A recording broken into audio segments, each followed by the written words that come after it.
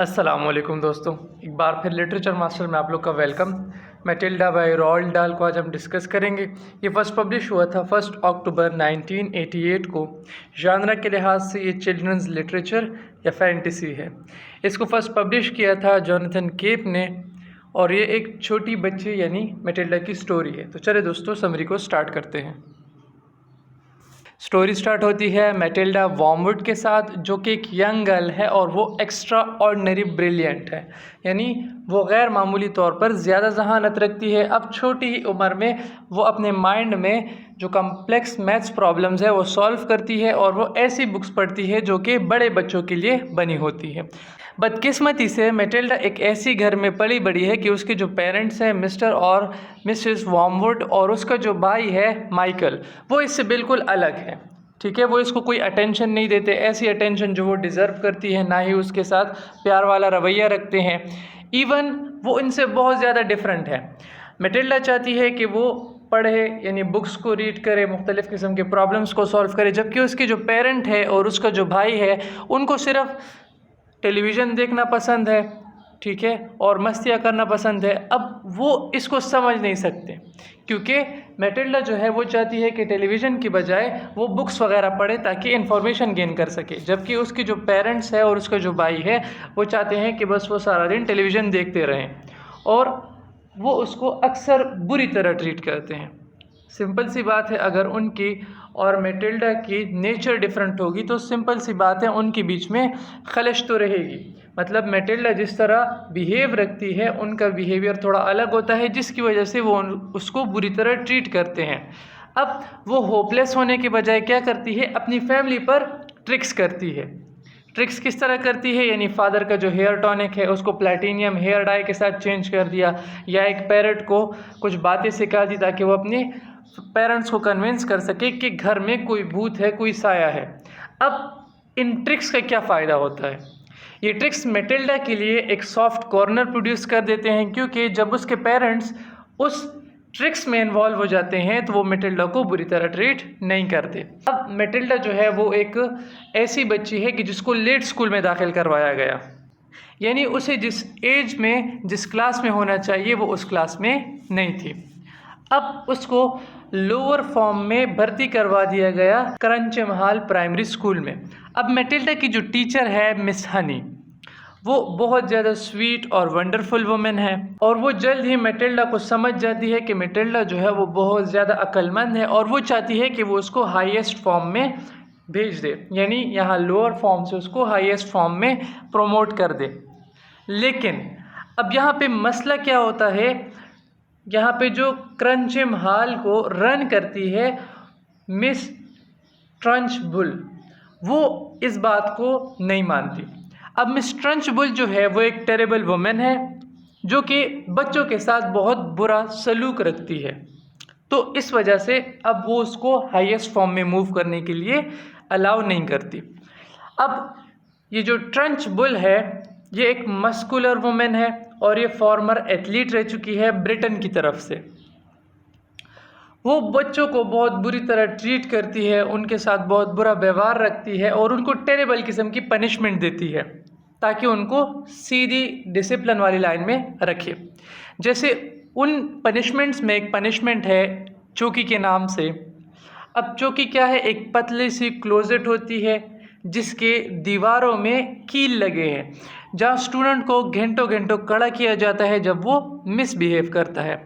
अब मिस ट्रंचबुल जो है वो मैटिल्डा को हाईएस्ट फॉर्म में मूव करने के लिए अलाउ नहीं करती, तो मिस हनी क्या करती है, अब उसी की क्लास में ही उसको एडवांस बुक्स पढ़ाती है और बाकी बच्चों को उनकी जो लेसन बुक्स है बेसिक लर्निंग के लिए वो उनको पढ़ाती है। ये क्यों करती है, तो ये मिस हनी इसलिए करती है ताकि मैटिल्डा का जो माइंड है और उसकी जो इंटेलेक्ट है उसको सही तरीके से इस्तेमाल करे, ताकि मैटिल्डा उन चीज़ों को सीखे जो चीज़ें उसके सीखने के लिए हैं, यानी उसका जो इंटेलेक्ट है उसके मुताबिक वो चीज़ों को सीखे। अब इसी में मैटिल्डा जो है वो बाकी बच्चों के साथ भी अच्छी दोस्त बन जाती है जो उसके स्कूल में होती हैं, और मैटिल्डा को ये बात पता चलती है कि अब मिस ट्रंचबुल जो है उसके टेरर को किस तरह रेजिस्ट किया जाए।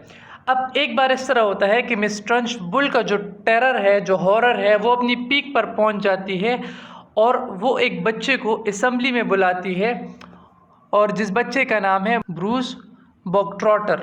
ब्रूस बॉगट्रॉटर ने क्या किया है, अब उसने एक स्लाइस चुराई है इस मिस ट्रंचबुल के, शायद ऑफिस से चुराई हो, वटेवर। तो अब उसने वो चुराई है, तो वो क्या करती है, वो एक पूरा बड़ा केक लेकर आती है, चॉकलेट केक, और उस बच्चे को कहती है कि सारी असेंबली हॉल के सामने इसको खाओ। अब वो उसको आसानी से खा लेता है और उसको कुछ होता भी नहीं है। तो ये इनकी पहली जो फतह है वो होती है, यानी बच्चे जो है वो एक तरफ से थोड़े से खुश हो जाते हैं कि हमने थोड़ा तो उसको रेजिस्ट कर लिया। अब ये बात मिस ट्रंचबुल को बहुत ज़्यादा नाखुशगवार गुजरती है कि ना बच्चे को कुछ हुआ है, ना उसने हार मानी है, तो स्टूडेंट्स की एक तरह से विक्ट्री हो जाती है। मिस ट्रंचबुल अब मिस हनी की क्लास में आती है एक पीरियड के लिए, वो भी थर्सडे के दिन, ताकि वो उसको ले सके, और उस पीरियड में वो क्या करती है, बच्चों को टेरराइज करती है, उन बच्चों पर अपना दहशत डालती है।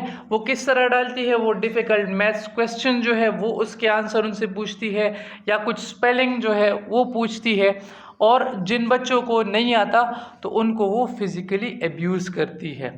अब मैटिल्डा की एक दोस्त है जिसका नाम लेवेंडर है, वो मिस ट्रंचबुल से बदला लेना चाहती है। तो वो क्या करती है, उसकी ग्लास में एक नेफ्ट यानी एक छिपकली छोड़ देती है, जिससे मिस ट्रंचबुल जो है वो बहुत ज़्यादा गुस्सा हो जाती है, और मिस ट्रंचबुल मैटिल्डा को ब्लेम करती है कि मैटिल्डा ने वो छिपकली उधर रखी है, जो कि उसने नहीं किया होता।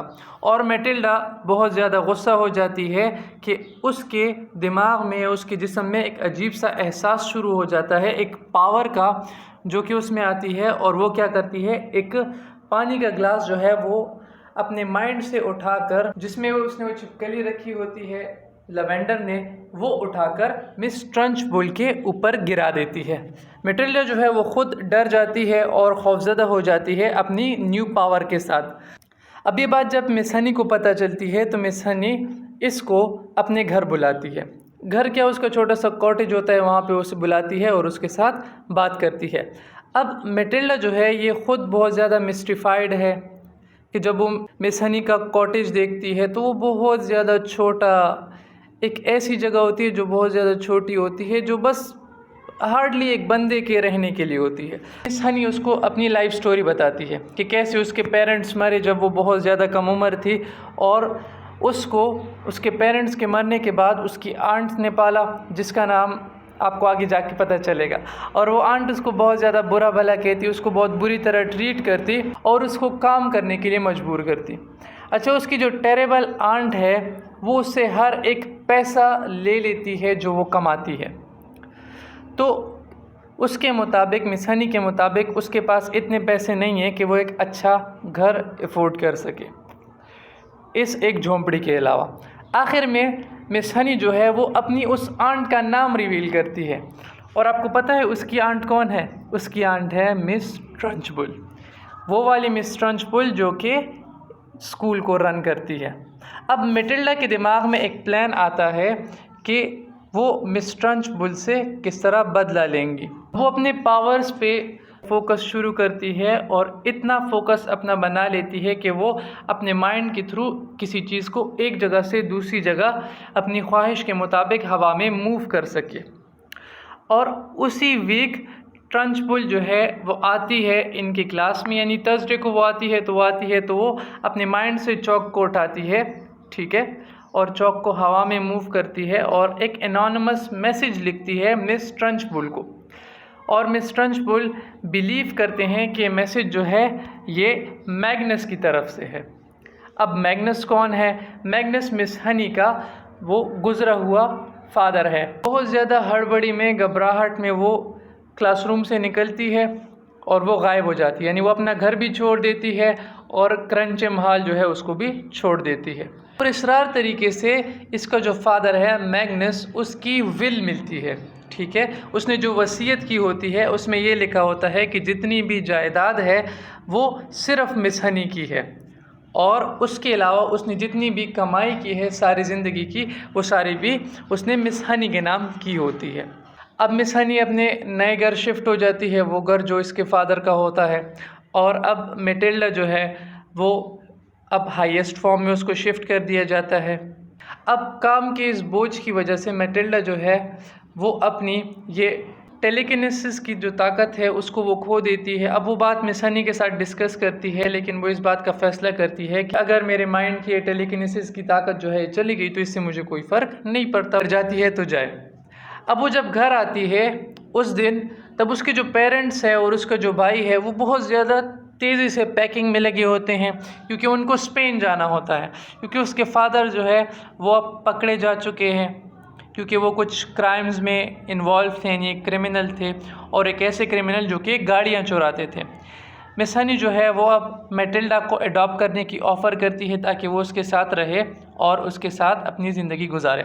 मैटिल्डा के जो पेरेंट हैं, जिनको कभी इसकी फ़िक्र थी ही नहीं, वो इस बात के लिए राज़ी हो जाते हैं कि भाई अगर आप मैटिल्डा को अपने साथ रखना चाहते हैं तो रख लें। तो दोस्तों, आज के लिए बस इतना ही। Thanks for watching my video.